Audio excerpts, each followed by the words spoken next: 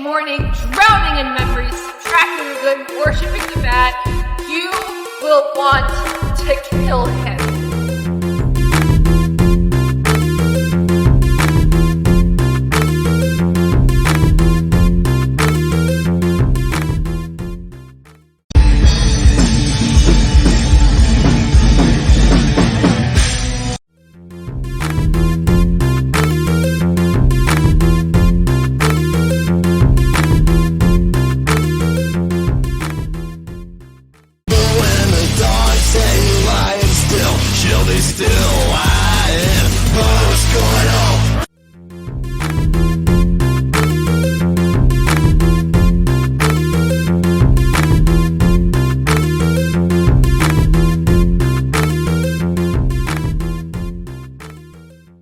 How many hours per week do you spend writing and promoting your work?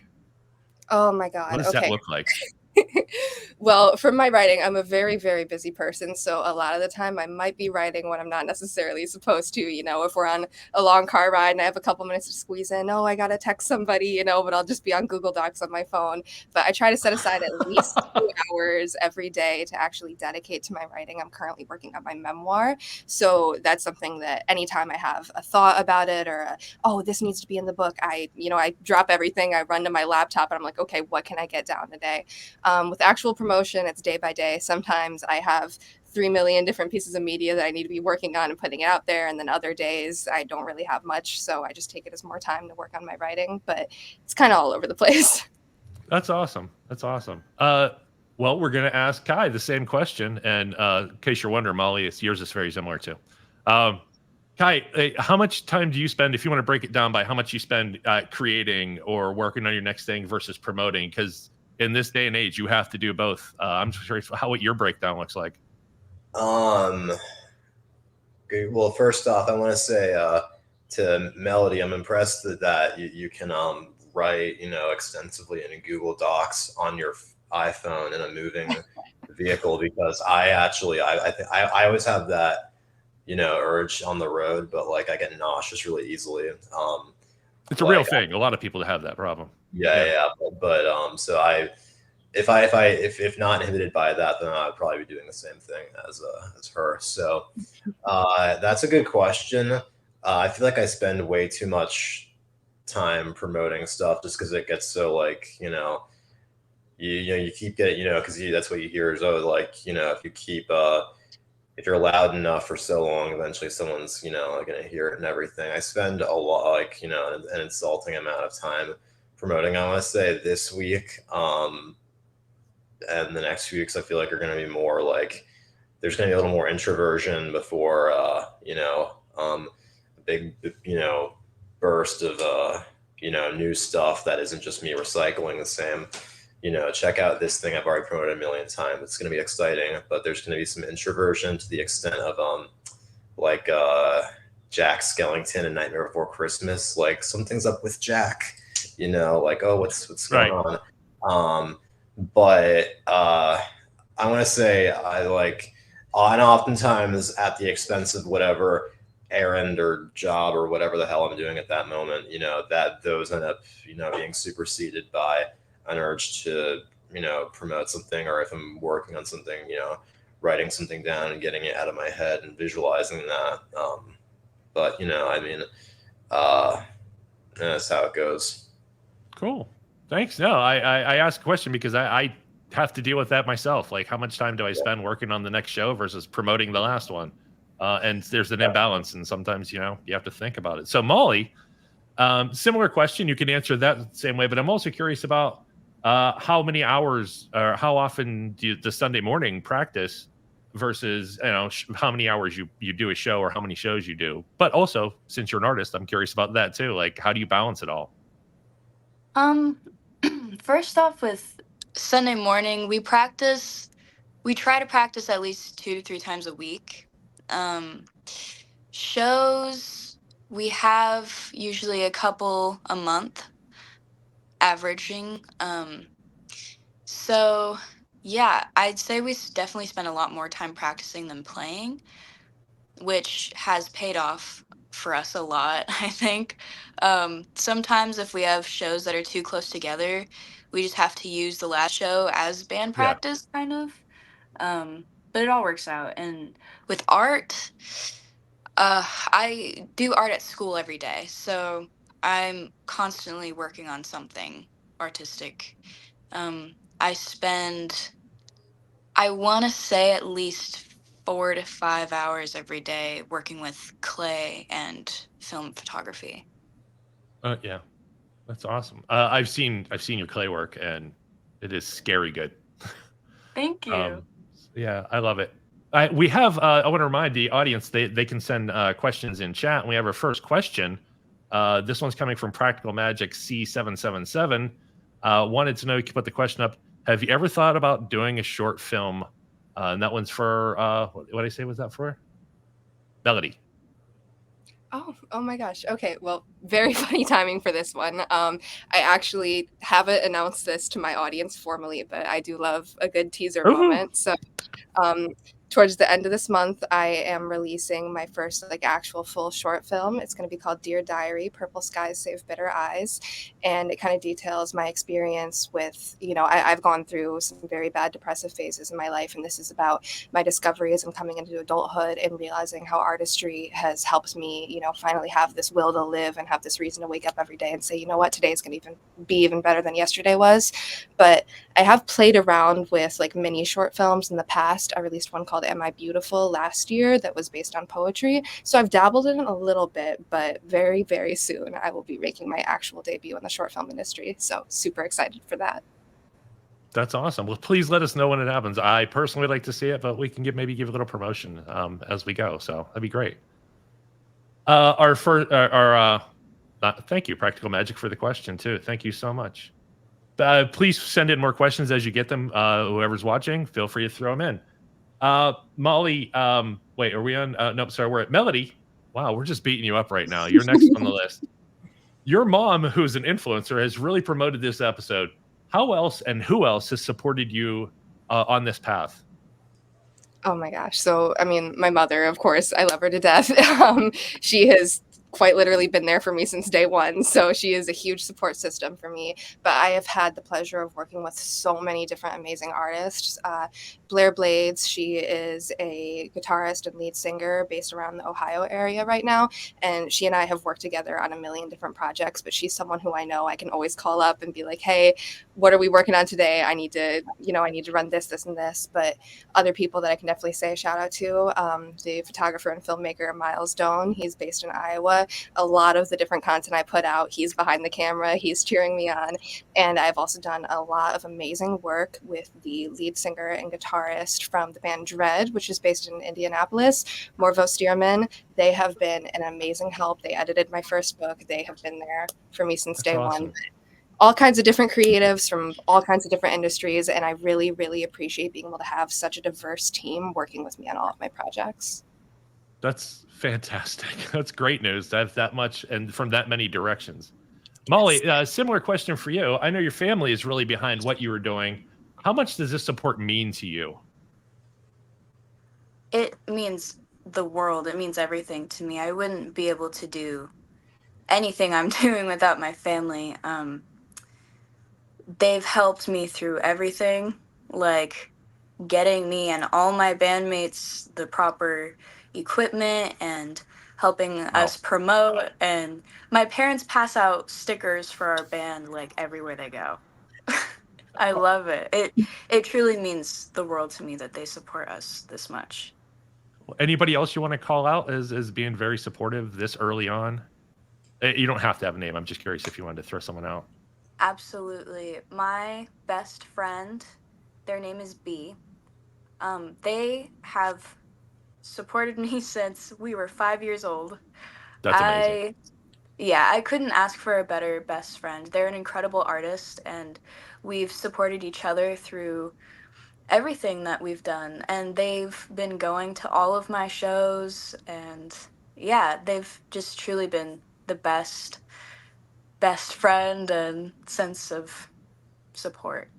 Yeah. It's awesome. Here's the best friends. This is just tea, but best friends help you there. Kai, I know a little bit of your background that you volunteered when we first booked you for the show. So you have a very different story, and I saved you for last because of that. You had a rough childhood. Feel free to talk about that as much as you want or don't want, but you clearly have support now. Can you talk about, where you came from and the support you have now? And feel free to call out and give, props to anybody you like. But I just wanted to just say, like, people who don't necessarily have the early family support still have a path forward. And I kind of want to explore that a little bit with you. Yeah. Yeah, I mean, like, when you're like 10 years old or, and, you're, there, you have, schizophrenic, not that that's the issue. I should say you have, violent relatives who are, shooting, you find heroin needles they left behind in your basement. You tend to stop giving a damn about like the book report that was due at school. And, Sure. Attitude adjustments you get from, teachers or, adults, whatever, about how, like attitude adjustment about how, your, rejection of like authority isn't gonna, that won't fly in the real world. It doesn't really have an effect on you because you've seen real. Yeah, so yeah. that, I don't know. I think, like getting, that sort of disillusionment or, kind of early exposure to, how, screwed up, the people can be and everything that, I feel like that was, if anything, and it was kind of a blessing and a curse because I feel like, that, endowed me with, the vision and knowing like, there's certain limitations that didn't really exist over me, that don't exist over people. It's just, I, from an early age, I kind of stopped caring about, like looking pretty or whatever, looking, like normal and well-adjusted. And I feel like had I not been attuned to that, I may not be doing what I'm doing now. And I might, have succumbed Yeah, to, of course. the building blocks of life and, have gone to college and gotten, some degree that I can't do anything with and gotten some shit jobs. So, but in any case, yeah, I mean, as time went on, yeah, I mean, they're definitely, I'm grateful for everyone, basically everyone who I'm working with now. They're a big support. That's why I'm working with them. And I'm really grateful for that. I think I mentioned my guitarist Roxy earlier. Yes, you did. Yeah. The producer of I guess several of the films I'm attached to, one of which I was just with her promoting at Days of the Dead, Las Vegas. Skate to Hell is the film, and Nicole Vegas, my friend, who's a producer and cast member of it. I'm in the cast too. We were promoting it this weekend at Days of the Dead, a convention in Las Vegas, and several of our cast members were there, which are the veteran all-star horror actors who are very, it's like an honor to be working with them. Oliver Robbins, who played the son in Poltergeist, the original, and Alien Dietz, who plays one of the demonic incarnations in The Exorcist. She was there too, and actually one really, really huge obvious one who was there, and I was just announced today she's in the cast, is Jenna Jameson. And I was like, holy shit. So but it's a pretty all-star cast. But in any case, Nicole, she, apart from being a colleague, she's a really good friend, and she gets me up and moving again when I'm feeling despondent. And I know you interviewed her recently, but I would say Diane Franklin is a big one too. Yeah. She was absolutely one of my favorite people to meet, talk with. She just being here helped me, like, wow, like somebody out there is that kind and that awesome and responsive to fans. And we're getting a little bit on to meeting. I think I have questions in here for what it's like to meet some of the people you've been fans with now that you're traveling in similar circles. But let's the next one is for Molly. Actually, this is the question area. Molly, have you had a chance to meet and hang out with the fans of your band Sunday Morning? Like, and what do you think of it? I think it's crazy. Honestly, when people started telling me that they came to a show of ours just to see us, I don't know, it was like I didn't think we would get to that point for some reason. Like I just couldn't believe it, and I was so grateful that we had people like that that really wanted to support us. Yeah, it just warmed my heart completely, and all of them are so cool and so sweet, and I love everyone that I've met at our shows. Yeah, it's a special, it's a weird bond. Like you're like, yeah, they get it. I'm putting it out there and they get it. And Melody, being an author and a poet, fandom works differently for you, at least on some levels. But what comments or compliments have really helped elevate you that you've gotten from your work? Maybe if you met them or not. I have gotten to meet a couple different fans in a couple different places, but the memory that definitely stands out most is when my book Temptations of a Splintered Heart came out.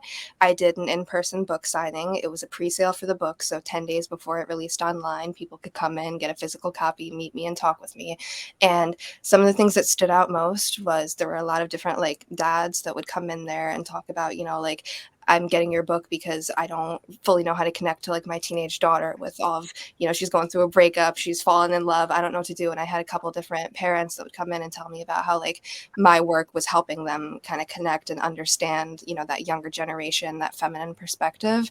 And I've had a couple different people come up to me too, especially at that signing, and talk about how like, I detail a lot of my experience with mental illness and a lot of my writing, and it's not always pretty. And I feel like I have no right to polish those things and to say, oh yeah, I'm depressed, I have borderline personality disorder, but it's perfectly fine, I'm happy all the time, I'm wonderful. No. I don't do that. So I will talk about, the dark reality of intrusive thoughts, of all of the different things that come with growing up as a mentally ill person. And I've had people talk about how, having someone to represent that in the media has meant so much to them. And that's honestly the number one thing I want out of my career, to be able to make that impact and make other people feel seen. So those memories mean the entire world to me.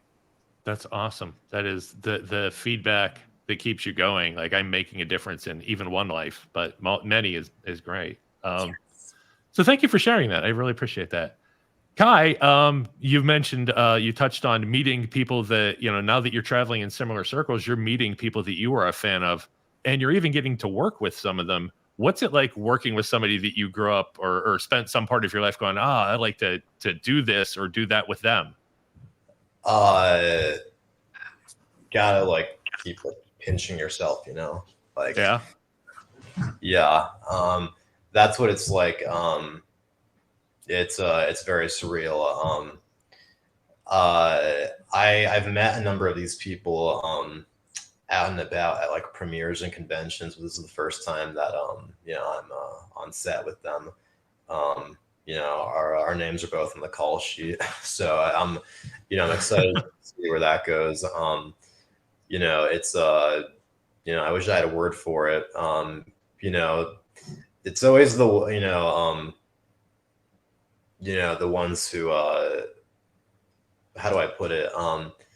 Oftentimes, like, you end up being really surprised by, the maybe there are certain people from, certain circles you had no idea were going to be more giving than others. Honestly, what's really been interesting to me is that it's kind of the people who aren't directly linked to like a horror or slasher or metal type entity, who end up being really kind of fascinated by what I do, and that's maybe it's just like because everyone from the aforementioned world is too desensitized. I met Frances Fisher a few months ago, and I was kind of she really liked me and was interested in what I did, which I wasn't expecting, because I grew up knowing her as Rose's mother in Titanic. But I can assure you, Frances is like the exact opposite in reality. She's like the coolest chick ever. And she was very kind and very, so that, I don't know. I wish, I'm very grateful for it. It's pretty sobering. And, I hope that, with these people, I can, with these, people, I grew up with, maybe like, like on my posters or whatever on my bedroom wall. I hope that, outside of the, this upcoming project, we can, nurture like a good rapport and do other things too. A big one is Lorelei Linklater, who's a good friend. Her dad is Richard Linklater's, iconic Okay. actor. She's going to be in Skate to Hell. I don't know if we have any screen time or days on set together, but she's illustrating the cover art for my upcoming single, which is going to be live, I think, at the beginning of May. And so she's a good friend. We've been talking for a while too, and she's definitely someone I want to consistently work with. As part of my creative circle. No, I get that. When that comes out, please let us know. Again, I like what you're doing, and this isn't just for the show. I want to hear that, so please let us know. You.